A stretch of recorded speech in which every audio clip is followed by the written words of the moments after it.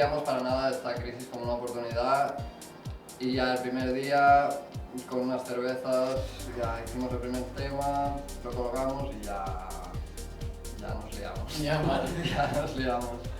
La música desde el principio y hasta el final, espero, es la música que es, o sea, es el espacio que se crea entre una persona que la toca y otra que la escucha y es esa energía. Tampoco quiero sonar aquí súper místico, pero eso es lo único que es de verdad. Hay que venir a los conciertos porque es la única manera de escuchar la música y de verla y de vivirla de verdad.